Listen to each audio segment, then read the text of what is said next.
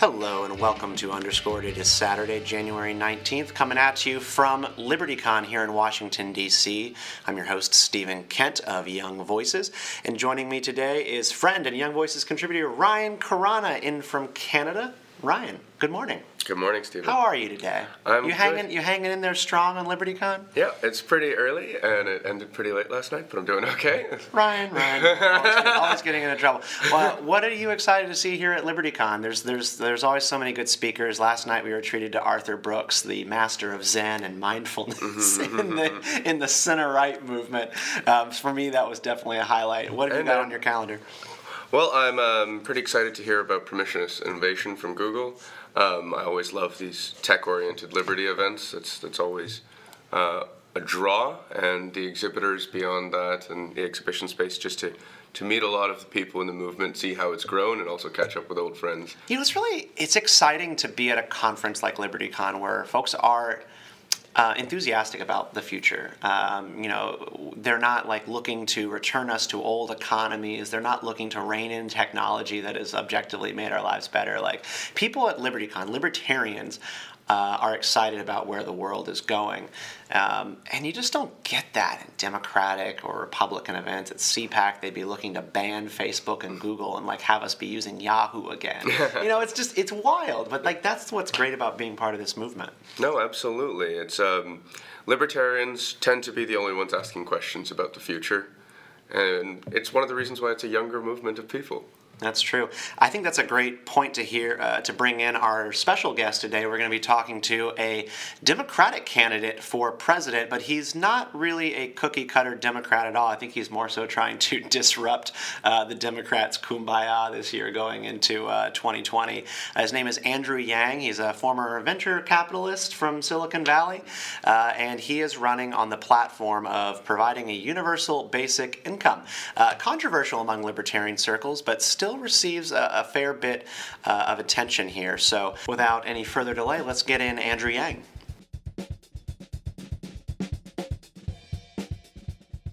Andrew, good morning.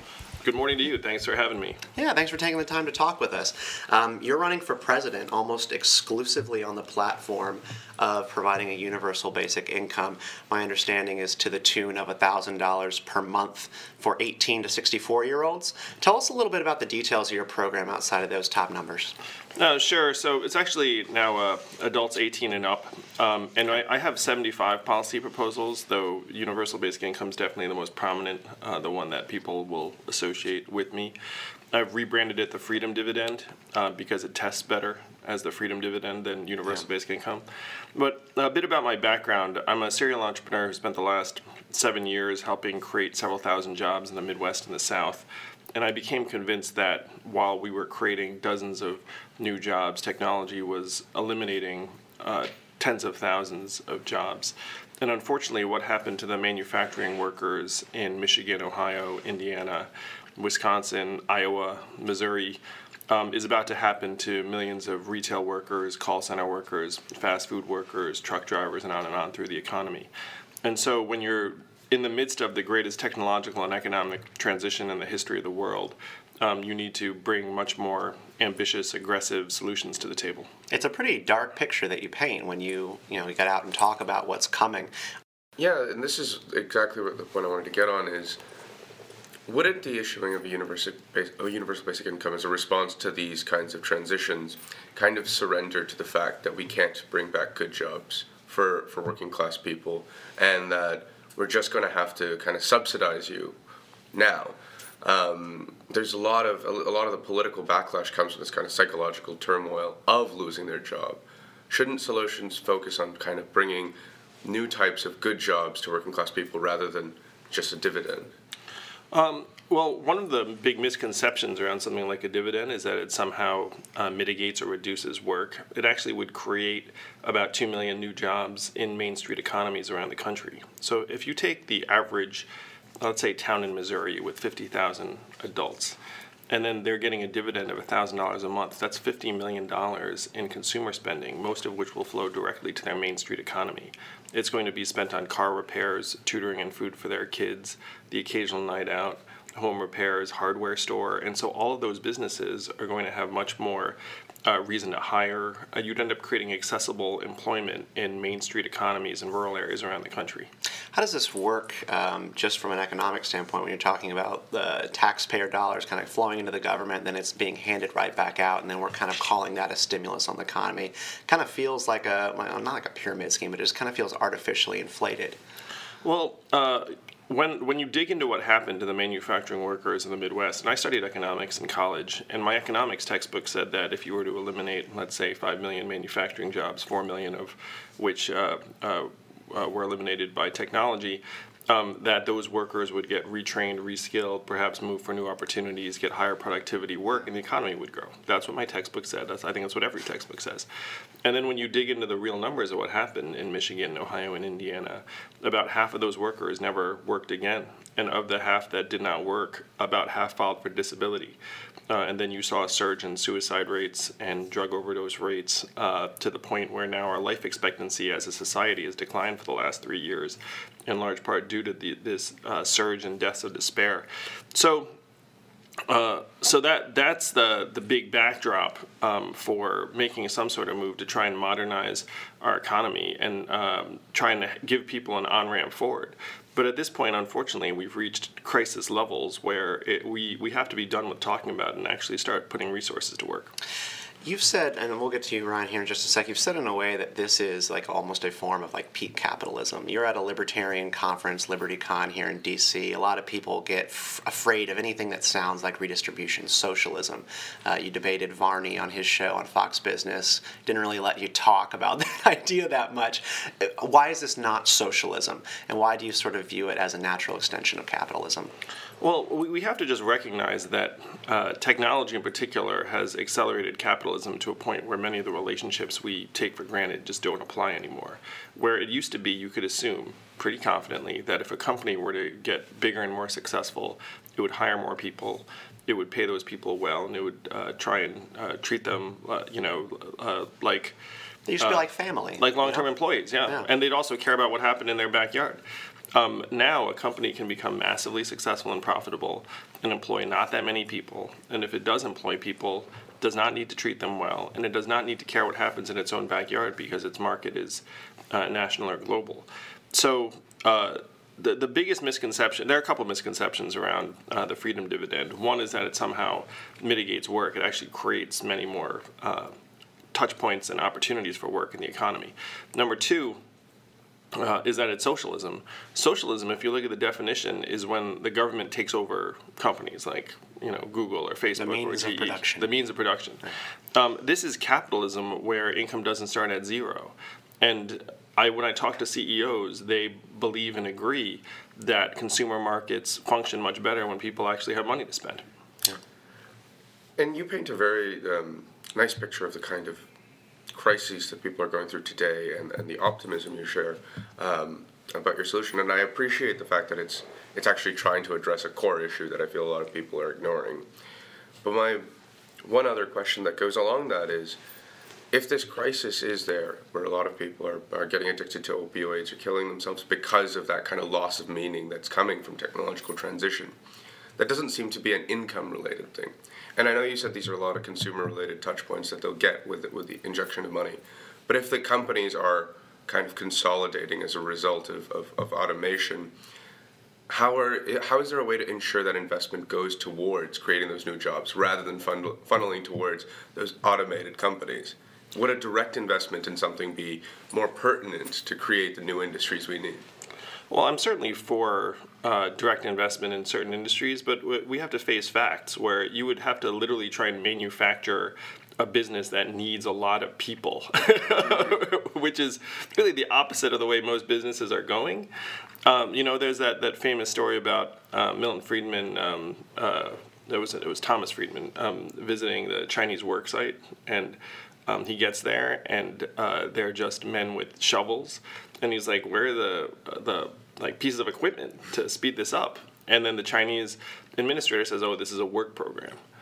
And then Friedman says, "Then why give them shovels?" It's like if you're trying to back into a way to manufacture employment. And I'm going to say, because we are at this libertarian gathering, I have to say that there are, in my mind, two visions we're going to arrive at. One is where government has to manufacture employment. And you can see it right now with Democrats suggesting a jobs guarantee, which I think is a disaster. I think a federal jobs guarantee is dystopian to the highest degree. So that reminds me of what you just mentioned about just men standing around with shovels like, well, we have these jobs, you know? Yeah, we have these jobs, and it's like, oh, and then you'd have this army of bureaucrats being like, how are you doing at your, like, you know, shovel holding job or like park guide job or whatever stuff we'd come up with.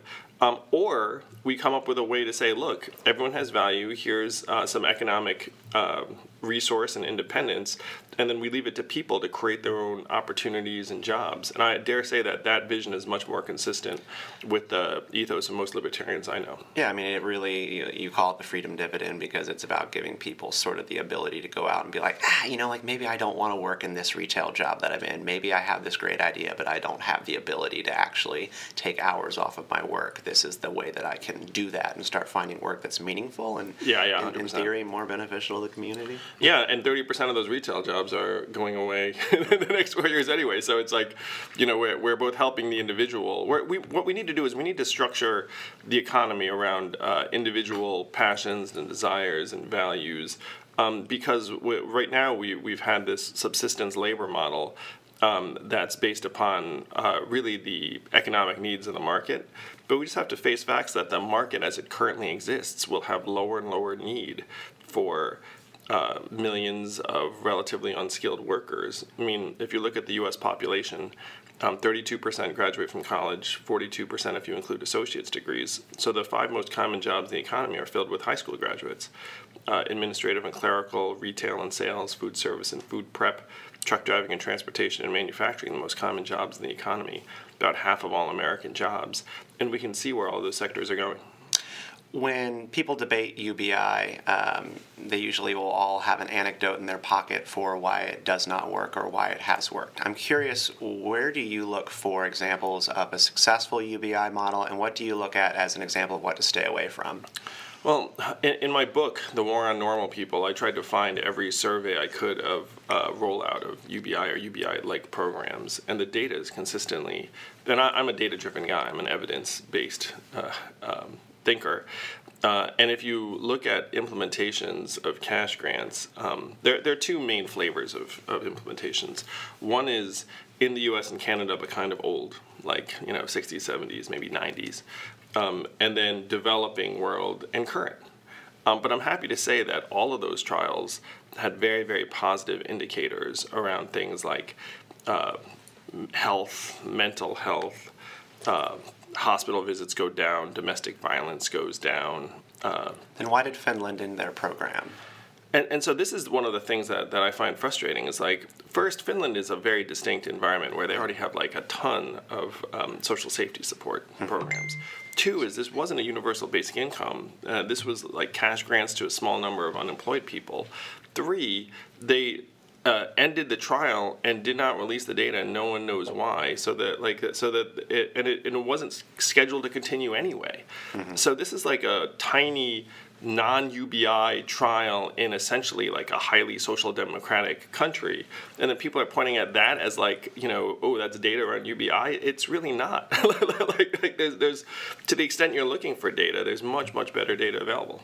Yeah. I want to wrap up here because I know your time is limited before you go on stage here.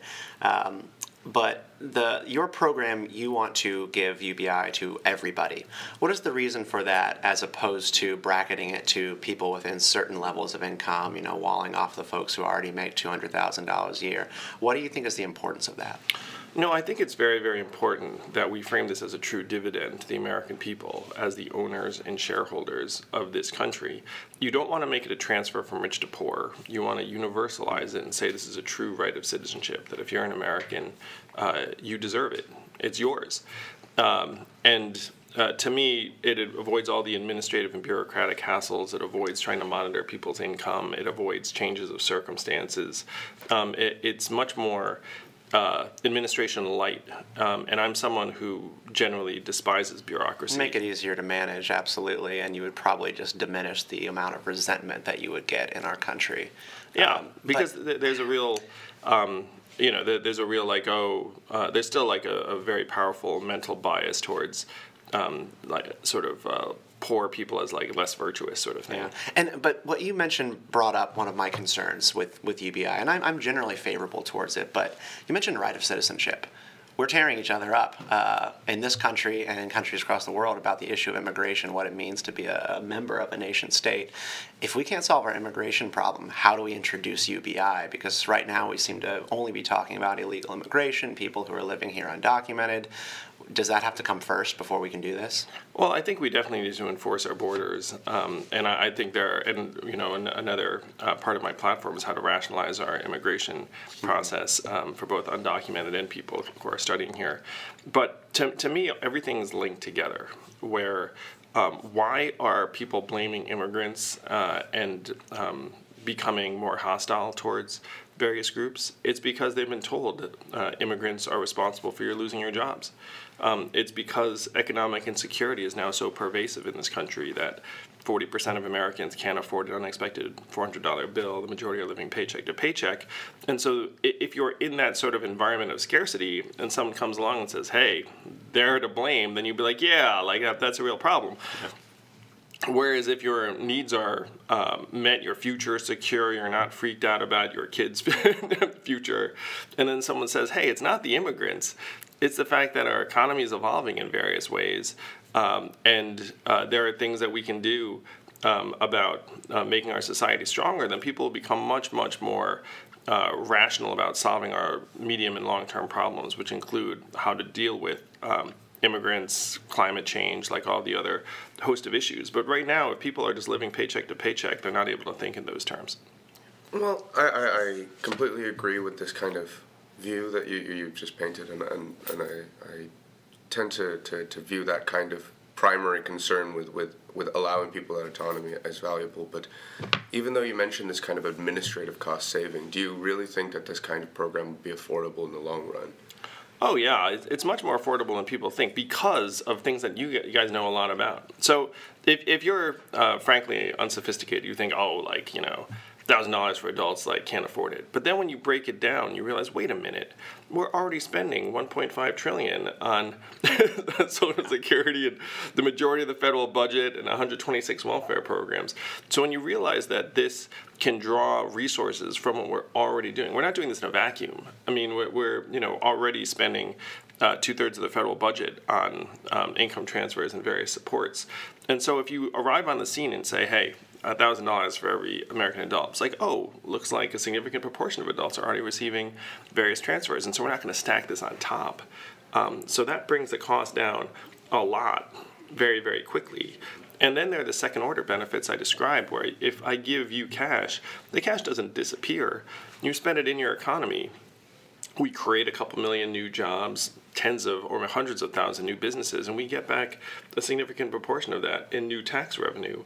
We also spend less on things like incarceration and emergency room health care and homelessness services that we spend over $1 trillion on now.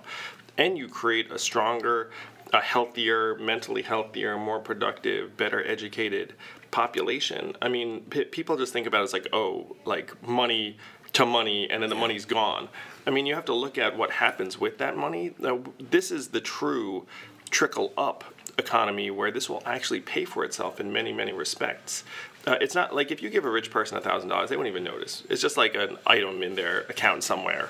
But if you put $1,000 in the hands of the average American, that money is going to get spent, and it's probably going to get spent. It's true. It's true, and it's going to get spent probably more than once because they're going to spend it with some business that's then going to circulate it through the economy. So this is much, much more affordable than people believe, but it's also vital. Because we do have to wake up to the reality that, cars will drive themselves soon. That's like one of the most common jobs done in this country. Artificial intelligence. I talk to CEOs and I ask them, how many of you are looking at artificial intelligence replacing back office workers? Every single hand went up.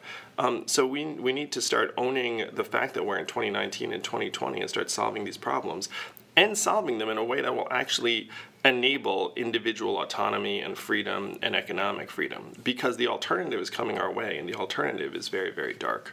Andrew Yang, Democratic candidate for president in 2020. Thank you for joining us. Thank you so much, guys. All right. Andrew Yang is out.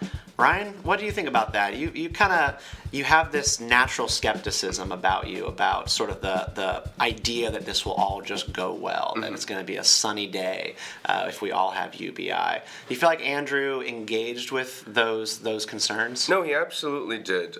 He framed the discussion in a way that really hit what I thought were the core issues, where it wasn't this is to support people who've lost their jobs. He wants to portray it as a means to find people new jobs, new meaning, new work. And my initial skepticism often resulted from the fact that a lot of people who believe in transfer programs kind of just want to say, all right, well, here's your money. Let's just move on, and then we fixed an issue. Yeah, that work is oppressive, but it does seem like Andrew engages with the fact that work brings value and meaning, and this is about giving you the freedom to pursue the work you want to do. And that's such it's such an appealing framing, not only for myself, but I'm sure for everyone here at LibertyCon to hear, because it gets to our belief in kind of productivity, in kind of innovation and moving the world forward, and it was really refreshing to hear that. I believe in the benefits of capitalism, that it has made the world just wildly wealthy as opposed to it was 100 years ago. And I guess it sort of sets off an alarm when someone talks to me about, well, we're going to pay taxes and the government's going to send you money back every year, and we're going to redefine what the number zero means. It sounds like voodoo. There's not going to be zero anymore. Everyone will at least make so much money. And I go, oh, that's like 20th century, again, redistribution program kind of stuff. But it does appeal to me in just that, well, we've sort of reaped all these benefits of free markets and capitalism. Shouldn't that give us the freedom to do something like redefine what zero is? If we're going to be the wealthiest nation in the world, why don't we live like it? Yeah, and I think this was another point that he made pretty well in there, which is you can do that only if we understand it in a context of broader changes to both our political and economic situation. You hear a lot of UBI proponents believe it is the cure to our problems, but Andrew didn't speak in that way. He said it was a necessary step in our evolution, but there are other things I want to do at the same time, and that made me feel as if he understands the bigger picture and the dynamics of all of this. I know the Democratic Party has no stomach for it, but do you think Andrew Yang has a stomach for something like getting rid of existing welfare programs? Well, that's the kind of tone he gave in our discussion, because that's the way you make it not only affordable, but make it more naturally flowing in the economy. And I think he definitely seems to have the stomach for that. He's got his Silicon Valley flair for radical solutions. Oh, we love that here at Young Voices. That has been another episode of Underscored. I'm your host, Stephen Kent. Sitting in with me today is Ryan Khurana, and we'll be back next week with more. Hopefully here from LibertyCon, we'll bring you some more juicy interviews. So stay with us, and we'll see you then.